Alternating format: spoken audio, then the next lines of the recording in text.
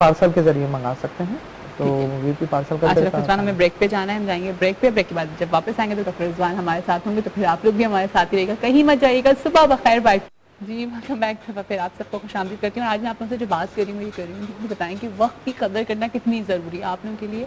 और मुझे सभी कह रहे हैं कि नहीं जी वक्त की कदर करना बहुत ज़रूरी है, बहुत अच्छा है। वक्त टाइम मैनेजमेंट हमें देख के चलनी चाहिए, सोच के चलनी चाहिए। लेकिन कहीं ना कहीं तो कोई प्रॉब्लम है ना, जिसकी वजह से हर कोई भागम दौड़ी में लगा हुआ होता है सुबह के बाद। और ऐसा नहीं है कि मैं भी बहुत ज़्यादा वक्त की पाबंदी करती थी, लेकिन कुछ अरसे पहले से मैंने अंदाज़ा लगाया कि वक्त की पाबंदी करना बहुत ज़रूरी होती है। अगर आप हर काम टाइम पर कर लेंगे तो फिर आपको कोई प्रॉब्लम नहीं होगी। क्यों डॉक्टर रिजवान? बिल्कुल। आप ये बताइए, आप वक्त की पाबंदी आपने कब करना सीखी, किस एज में? मैंने जब से मॉर्निंग शो स्टार्ट करा, मैं सही बताऊं आपको, मैंने इस सेंस में कि वक्त की पाबंदी इस सेंस में तो करती थी कि जी घर के जो रूटीन्स होते थे, बच्चों को देखना, उनकी टाइमिंग्स, बच्चों के रूटीन मेरे बड़े परफेक्ट हैं। मैं पूरी फैमिली में एक, सबको पता है कि मेरे बच्चे 7:30 सो जाते हैं, चाहे कुछ भी हो जाए उनको 7:30 सही नाश्ता वक्त पे दे दिया करती हैं सुबह क्या? नाश्ता दायर है बिल्कुल टाइम पे। वो अपना स्कूलिंग, क्योंकि स्कूलिंग उन्होंने अपनी 18 मंथ से स्टार्ट कर दी, तो 7:30 उनका रूटीन होता था कि जी 7:30 उन्होंने सोना है और सुबह स्कूल के लिए उन्होंने उठ जाना है। तो टाइमिंग्स अपना, और वही उनकी आदत है कि 5:30 और 6 बजे हम सब उठ जाते हैं सुबह में। अच्छा, तो वो तो था, लेकिन फिर मुझे होता था कि बच्चों को भेज के मैं सो जाती थी। हाँ, लेकिन सही। अब ये हुआ है, और फिर अपना डिजाइनिंग का काम था तो उसके लिए निकलना, बाजारों में काम करना। लेकिन फिर जब से ये अपना मॉर्निंग शो स्टार्ट किया तो फिर पता लगा कि कितना ज़रूरी होता है। आप हर काम कैलकुलेट करके कर लें तो आपके लिए आसानी हो जाती है। ये तो है खैर जो है। और वाकई आप अगर अर्ली मॉर्निंग उठ जाते हैं तो फिर देखिए आपको दिन कितना बड़ा लगता है। बहुत बड़ा। आपके सारे काम हो जाते हैं। हाँ। जो लोग देर से सोने के आदी होते हैं और देर में उठते हैं 12-1 बजे तक, तो उनके पास सब टाइम ही कुछ नहीं होता। खत्म हो जाता है, टाइम ही नहीं होता। हाँ बिल्कुल। फिर उन्हें जो है उठते ही बस ये ख्याल आता है कि वो लंच बनाना है, हाँ अब मासी से काम कराना है, या बिल्कुल। फिर जो दूसरे जो दीगर हैं। जी हाँ। अच्छा, अब जैसे हम जल्दी सो जाते हैं, अगर हम 9:30-10 बजे सो जाते हैं तो लोग बड़े हैरान हैं, इतनी जल्दी तो भाई हम सुबह से भी तो भाई उठे हुए। ऑटोमेटिकली नींद आने लगती है। ऑटोमेटिकली नींद आने लगती है, और वो नींद कितनी पुरसुकून होती है। सुकून होती है वाकई। सिर्फ ये होता है कि वो अलार्म ही उठाता है सुबह। हाँ बिल्कुल फिर बिल्कुल। नमाज पढ़ें, आप आराम से थोड़ी सी तिलावत करें, हाँ। उसके बाद अपने शो की तैयारी करें, सही। आराम से अच्छा, सो जाएं। हम बात कर रहे थे अभी ब्रेक पे बालों के लिए, तो मुझे बताएं कि हमारे जो बाल सफ़ेद होना बहुत यंग एज में स्टार्ट हो जाते हैं, वो किस वजह से? देखिए अर्ली एज में जो है हमारे एक जो हमारा सर होता है, माइंड के अंदर जो है एक जो है केमिकल फैक्ट्री होती है, ऑयल फैक्ट्री जो होती है, यानी कि कलर फैक्ट्री जिसे कहते हैं। अच्छा। उसमें जो कलर होता है बाज़ दफ़ा उसमें कुछ रुकावट हो जाती है, या उसमें फैक्ट्री वो ब्लैक कलर को प्रोड्यूस करना जो है वो कम कर देती है। उसकी वजह से जो है आपके बाल सफ़ेद होना शुरू हो जाते हैं। तो इसकी भी ट्रीटमेंट होती है। कबल अज़ वक्त जो बाल सफ़ेद होते हैं हमारे इस हेयर ऑयल में, जिन लोगों के कुदरती तौर पे जो है सफ़ेद होना शुरू हो रहे हैं और जो है कबल अज़ वक्त हो रहे हैं, वो ब्लैक हो जाते हैं बाल। लेकिन जो यानी कि ख़वातीन एक एज पे पहुँच चुकी हैं या मर्द हज़रात पहुँच चुके हैं, वो उनके जो सियाह बाल हैं वो सियाह ही रहते हैं, और जो बाकी सफ़ेद हैं वो अपने जिस कलर से भी छुपाना चाहें हाँ। कर सकते हैं। इसमें हमारे हेयर ऑयल में ये प्रॉब्लम नहीं होती कि अगर आप रिबॉन्डिंग कराई हुई है आपने, या आपने स्ट्रेचिंग कराई हुई है, या आप किसी भी तरह का कोई भी कलर आपने किया हुआ, उसको यानी कि वो बिल्कुल छेड़छाड़ नहीं करता, ठीक है। बल्कि आपकी ग्रोथ को और अच्छा करता है। बाज़ दफ़ा ये होता है हार्ड केमिकल लगाने की वजह से, मेहंदी वगैरह लगाने की वजह से बाल तेज़ी से गिरते हैं, वो स्टॉप हो जाते हैं। अच्छा। और एक चीज़ मैं आपसे और कहना चाहूँगा कि अच्छा, तो जो मैंने, मेहंदी फायदेमंद होती है बालों के लिए? अगर आप विदाउट केमिकल मेहंदी लेंगे है। तो आपको कंडीशनिंग मिलेगी, अच्छा। और अगर आपने केमिकल मेहंदी ली आपने बाजार की तो वो फिर नुकसानदेह होती है। ठीक है। और मेहंदी की तो मैं बता चुका हूँ कि जो है हिना की पत्तियाँ लेके किस तरह करना होता है। हाँ। काफ़ी मरतबा मैंने बताया। मैं बता रहा था आपको कि शुरू में जो मैंने कहा था कि आज के इस प्रोग्राम में हम 1 वीक तक जितने भी हमारे व्यूअर्स हैं कराची के, वो 50% का डिस्काउंट हासिल कर सकते हैं हमारे मेडिकेटेड फेशियल पर। अच्छा। तो उन खवातीन को बहुत ज़्यादा फ़ायदा होगा जिनके अनवांटेड हेयर होते हैं, खासतौर पे अपर लिप्स वगैरह पे हैं, हैंड्स पे हैं। इसकी ट्रीटमेंट हमारी बहुत ज़बरदस्त है, तो वो आकर दिखाएं। मैं जो है असिस्टेंट होती हैं महविश और ज़ारा वगैरह, आप इनसे आकर मिलें, और जो है क्या नाम है, आप अनवांटेड हेयर का कंप्लीट सोल्यूशन आप हासिल कर सकते हैं।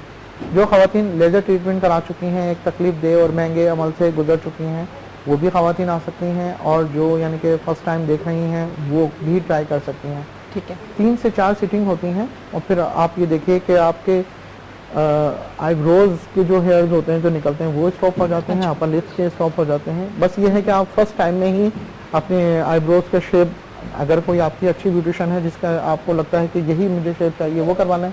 नहीं तो हमारे क्लिनिक पे जो ब्यूटिशियंस होती हैं वो आपका शेप बहुत अच्छे तरीके से, जो आपके चेहरे पे बहुत ज़्यादा सूट करेगा, आपको बता के करा जाएगा। फिर उसके बाद जो भी हम अप्लाई करेंगे आपके फेस पे, 3-4 सिटिंग के अंदर आपकी तमाम प्रॉब्लम खत्म दूर हो जाएंगी। चलें ठीक है, तो thank you so much doctor Rizwan कि आप हमारे शो पर आए। और सबसे बड़ी बात ये कि इतने अच्छे आपसे होम रेमेडीज़ भी मिल जाती हैं साथ साथ, और साथ साथ आपकी अप्सरा ब्यूटी प्रोडक्ट के ऊपर भी बात हो जाती है। अगर आपको डॉक्टर रिजवान से कॉन्टैक्ट करना है तो हमारी स्क्रीन पर डॉक्टर रिजवान का नंबर है, या फिर अगर आपने नोट नहीं किया तो कंट्रोल रूम से डॉक्टर रिजवान का नंबर ले लीजिएगा ताकि आप इन तक जा सकें। और कंसल्टेंसी फीस तो है ही नहीं कोई ना, बिल्कुल है ना, कोई चार्जेस ही नहीं है। थैंक यू सो मच, बहुत शुक्रिया, बहुत बहुत शुक्रिया। चलिए जी, अभी हम जाएंगे ब्रेक पर। ब्रेक के बाद जब मैं वापस आऊंगी तो मेरे साथ होंगे जी डॉक्टर आबिद हुसैन मिर्जा। आपको पता है वो हर वीक हमारे साथ होते हैं, child specialist, best child specialist हैं जी। और आज जिस टॉपिक को हम डिस्कस कर रहे हैं, जो प्रॉब्लम हम डिस्कस कर रहे हैं, वो कर रहे हैं बड़ा सर बच्चों में पास वक्त होता है और वो फिर एक बहुत बड़ी प्रॉब्लम हो जाती है पेरेंट्स के लिए भी। तो एक फैमिली भी मेरे पास है, उनसे भी आपको मिलवाऊंगी। साथ साथ डॉक्टर आबिद हुसैन मिर्जा भी इस बीमारी के बारे में हमें बताएंगे।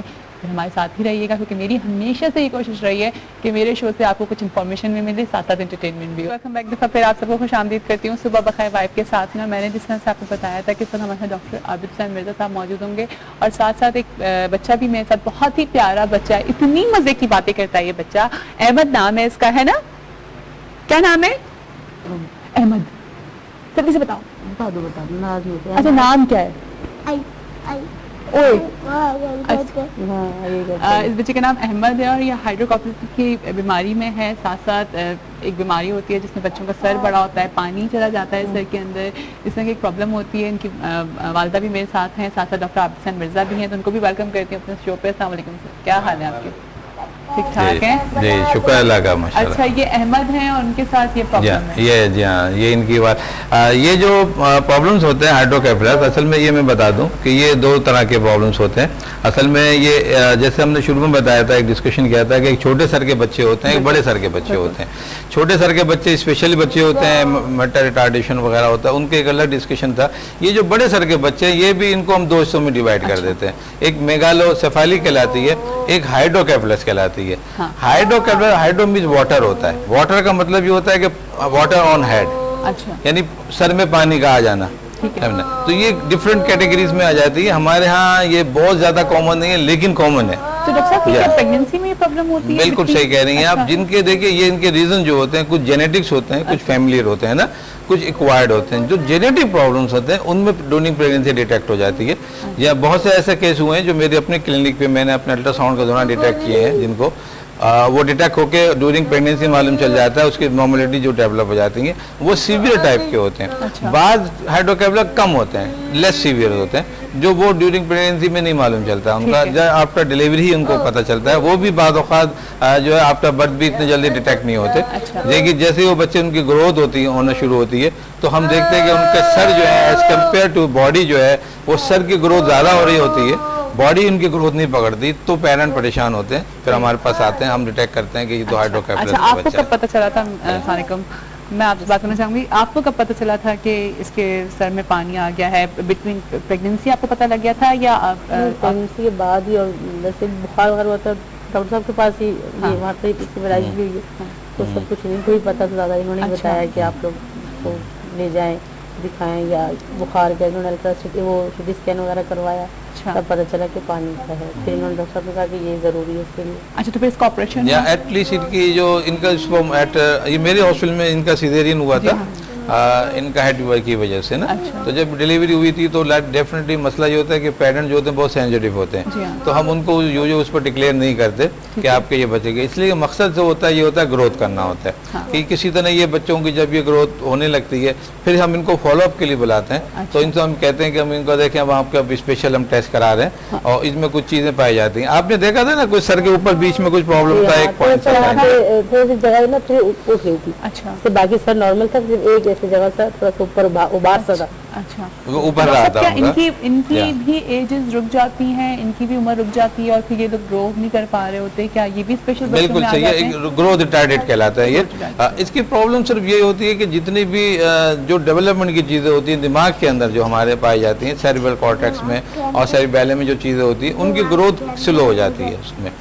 जो रीज़न ये होता है कि पानी का होता है। पानी जो होता है, पानी एक ऐसी चीज़ है जिसको हम CSF कहते हैं, सेरिब्रो स्पाइनल फ्लूइड होता है पानी, जो हम ये कहते हैं, ये आम आम पानी नहीं होता, ये सेबुलोस्माइल फ्लूइड है, ये कुदरत ने ऐसा सिस्टम बनाया हुआ है ये पानी के लिए। और हम कहेंगे पानी की क्या छोटा सा मैं बता दूं, पानी का जो फंक्शन होता है ये असल में ये कुशन लाइक स्ट्रक्चर डेवलप करता है। ये हमारे जो ब्रेन के जो ऑर्गन है उनको तर रखता है, यानी उनको उसमें जो होता है कुशन लाइक, जैसे अगर कोई शॉक पड़ता है, अगर आप सोच के लिए आप ऐसा सर को हल्का सा मारते हैं तो एक रिबाउंड होता है, ये वही पानी की वजह से ये सेफ्टी प्रोफाइल प्रोवाइड करता है। अच्छा। किसी में ज्यादा हो जाता है, किसी में कम हो जाता मैं थोड़ी सी अहमद से बात करना चाहूंगी। क्या हाल है अहमद? अहमद क्या हाल है? ठीक है। ठीक हो? हेलो। किसको समझ नहीं आती? सबको आपकी बातें समझ आ रही है। अच्छा वहाँ पे हाथ पे सबको हेलो कर दो, इस तरह से करके दो, ऐसे करके सबको हेलो। अच्छा बोलो बोलो सुबह बखैर। अहमद बोलो सुबह बखैर। सुबह बखैर। अल्लाह हाफिज। अभी अल्लाह हाफिज नहीं हो रहा है अहमद। सुबह बखैर। ये सुबह बखैर और वाइट के साथ। वाइट के साथ बोलो सुबह बखैर वाइट के साथ, है ना? खड़े हो जाओगे? आ जाओ खड़े हो जाओ। अच्छा अहमद तो गाना भी आता है ना, गाना सुनाओ। रात की कुश्ती। हाँ कौन सा गाना आता है? रात की कुश्ती में कौन सा पूछूं? कितना सोना तुम। आपकी शादी है। मेरी शादी? शादी नहीं हुई है। अच्छा आप बताएं आपको किस तरह की प्रॉब्लम्स आती हैं? प्रॉब्लम होती है इसको चीज़ों में, और जब आपने ऑपरेशन करवाया उसके बाद? तो सिर्फ दुल्हन की प्रॉब्लम होती है और किसी की प्रॉब्लम नहीं होती है भाई। शादी की प्रॉब्लम है। अच्छा मुझे बात समझ आ। वैसे तो वैसे बच्चे सारे बच्चे तो हमारे अपने हैं ना, इनके लिए तो कोई भी प्रॉब्लम अपने प्यारे बच्चे। जी, और ये बहुत ज्यादा मतलब बाकी बच्चों से सबसे ज्यादा इसको प्यार किया जाता है, और इसके अब्बू नानी सब बाकी सब लोग मामू सबका बहुत लाडला है, तो बातें भी इतनी अच्छी करते हैं और हम लोग सब बहुत ज्यादा ख्याल करते हैं और हमें तंग नहीं होता कि हम इसको ये प्रॉब्लम है क्यों तंग हो रहे हैं। तो जब इससे डॉक्टर ने जैसे बताया इसके साथ हमारा चलता रहा अभी तक माशाल्लाह बहुत अच्छा। और जब आपने इसका ऑपरेशन करवाया तो उसके बाद आपको लगा कि बहुत ज्यादा फायदा हुआ है? बहुत ज्यादा बहुत ज्यादा, क्योंकि सर जिस तरह बढ़ रहा था ना उस हिसाब से तो हम लोग इतना डर रहे थे कि अगर ये और मजीद ज़्यादा फिर तो ये बिल्कुल बैठ भी नहीं सकता, उठ भी। अभी ये इस तरह के हम इसको यूँ रख सकते हैं, फिजियोथेरेपी हो रही है रख सकते, क्लिनिक में जो होता है इसका सब कुछ हो रहा है इलाज। अभी भी बुखार वैसे कोई प्रॉब्लम नहीं होती, यानी कि देखने का इसका सही है, समझता है माशाल्लाह। हाँ, और सब चीजें मांगता है, बोलता है मुझे ये चीज दो, खाने की चीज में तो कोई मसला नहीं है, अल्लाह का शुक्र है। तो डॉक्टर साहब आपको ये लगता है कि जिनके अंदर ये प्रॉब्लम होती है उनको फौरन इसको ऑपरेट करा लेना चाहिए? बिल्कुल, इसमें मैं यही मैसेज भी देना ये चाहता हूँ कि देखिए दो तरह की बीमारी, जब ये इनका ऑपरेशन नहीं करते। अच्छा ऑपरेशन नाम तो ऑपरेशन है, ये एक्चुअली ये कोई ऑपरेशन नहीं है, एक छोटा सा प्रोसीजर है, ये सर्जिकल प्रोसीजर है। बिल्कुल ऊपर के हल्का सा अगर मेरी सीढ़ी चलती है तो उसमें पूरा लाइट प्रोसीजर है ये। बिल्कुल एक हल्का सा डर के हम शंट डाल देते हैं, एक ट्यूब डाल देते हैं उसके अंदर, और वो ट्यूब हम यहाँ से गुजार के एब्डोमेन में चली जाती है। वो एक्सेस पानी जो ज़्यादा पानी प्रोड्यूस हो रहा है वो एक्सेस पानी अब वो पानी जो है ना एक्सेस वो पेट में जाकर डिजोल्व हो रहा है। तो पानी जाता किस तरह से? ये एक्चुअली बीमारी यही होती है ना कि बीमारी जो CSF जैसे हम कहते हैं, एक्चुअली या तो ओवर प्रोडक्शन होती है या कहीं ऑब्स्ट्रक्शन होता है। यानी ऑब्स्ट्रक्शन बना दे कि है नॉर्मल, कहीं ऑब्स्ट्रक्ट कर गया, कहीं जमना शुरू हो गया, उसने वो चीज जो थी वो एबनॉर्मल कर दी, तब ना डिस्ट्रक्शन कर दी उसकी। एक तो ये प्रोसीजर है, एक ये कि ओवर प्रोडक्शन है ना, इन बच्चे में ओवर प्रोडक्शन था इसके अंदर, इनके जेनेटिक प्रॉब्लम से। जेनेटिक प्रॉब्लम से बना दे कि इनके ये जो जी हाँ, ये ऑटोसोमल रिसेसिव डिसऑर्डर्स कहलाते हैं। ये इनके पेरेंट में था, पेरेंट के फादर में था। ये किसमें थी? किसी में था ये? इसके बाद हुआ है। अच्छा, जो मेरे इनके अब्बू है ना, उनके जो भाई के बेटे। अच्छा, ये प्रॉब्लम फिर हुई। अच्छा फिर हुई। लेकिन नहीं आपकी फैमिली में किसी में, आपके हस्बैंड की फैमिली में किसी में ये प्रॉब्लम थी जेनेटिकली? आपके हस्बैंड में ये प्रॉब्लम? नहीं, उनके भाई में थी। अच्छा तो फिर ये जेनेटिकली?